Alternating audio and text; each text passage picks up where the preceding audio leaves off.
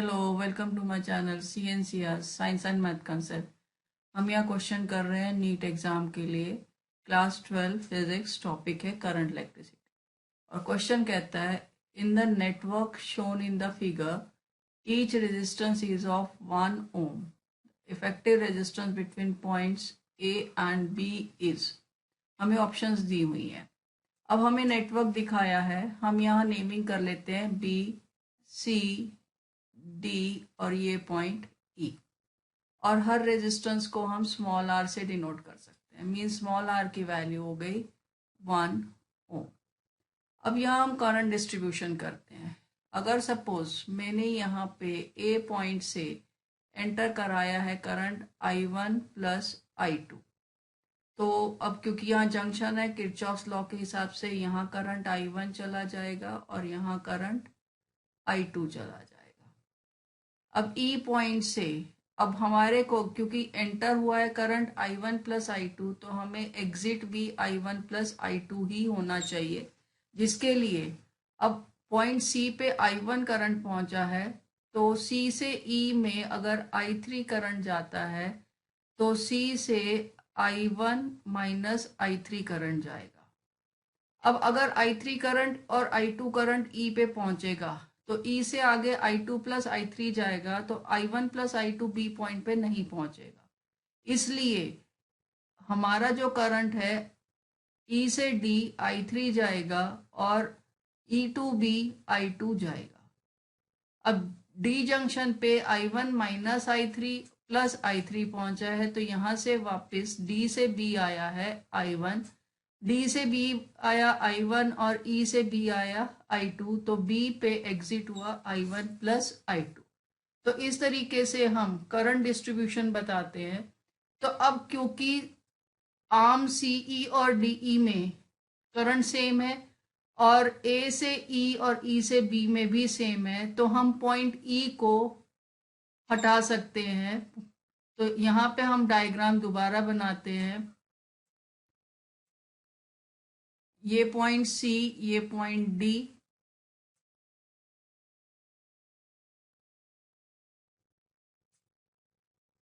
ये point E,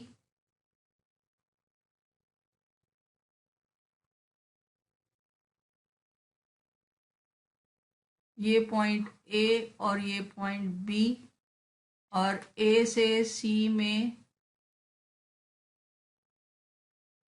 ये resistance और D से B तक रेजिस्टेंस हो गया ये। तो ये सारी वैल्यूज R हैं।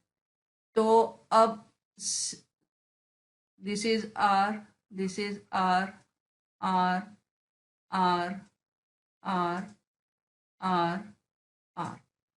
तो अब CED, रेजिस्टेंस बिटवीन CED,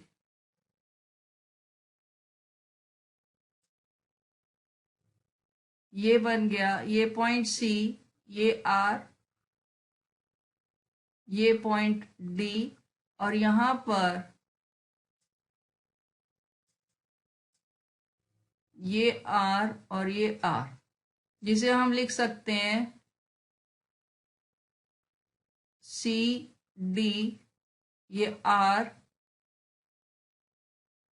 और ये हो गया 2R, क्योंकि सीरीज में रेजिस्टेंस ऐड हो गया। तो अब R और 2R पैरेलल में है, तो 1/RP is equal to 1/2R plus 1/R। LCM हो गया 2R, 1 प्लस 2, तो RP की वैल्यू आ गई, दिस इज 1 प्लस 2। तो RP की वैल्यू आ गई 2R/3। अब फिर मैं सर्किट रीड्रॉ कर रही हूँ। ये पॉइंट A से ये रेजिस्टेंस R, ये रेजिस्टेंस R, और ये पॉइंट बन गया B। अब हम यहां से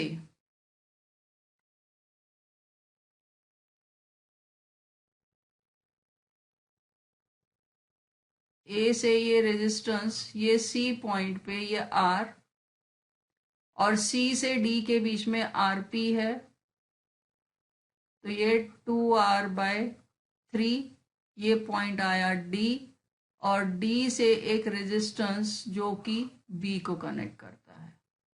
तब यहाँ से हमें दिख रहा है कि A, C, D और B ऊपर एक अलग सीरीज सर्किट है और नीचे एक A to B अलग सीरीज सर्किट है। तो R plus 2R/3 plus R, इसकी वैल्यू हो गई, एलसीएम आ गया 3R plus 2R plus 3R, ये हो गया 8R/3, और डायरेक्ट A to B में R प्लस R 2R हो गया। तो अब हम दोबारा रीड्रॉ करते हैं सर्किट। ये पॉइंट A, ये 8R/3 और नीचे आ गया 2R। अब ये दोनों हो गए पैरेलल में। तो अब इफेक्टिव रेजिस्टेंस दोनों के बीच में 1/R is equals to 1/2R plus 3/8R। तो एलसीएम हो गया 8R, ये 4 plus 3 that is 7/8R। Therefore R की value capital R is equals to 8R/7, मगर R की वैल्यू 1 ओम है, तो कैपिटल R की वैल्यू हो गई 8/7 ओम। अब हम चलते हैं हमारे ऑप्शंस पे। ऑप्शन डी में हमें 8/7 ओम आंसर दिया है, hence option D is the correct answer. That is all for this question. Keep watching my other videos for more challenging questions and do subscribe my channel.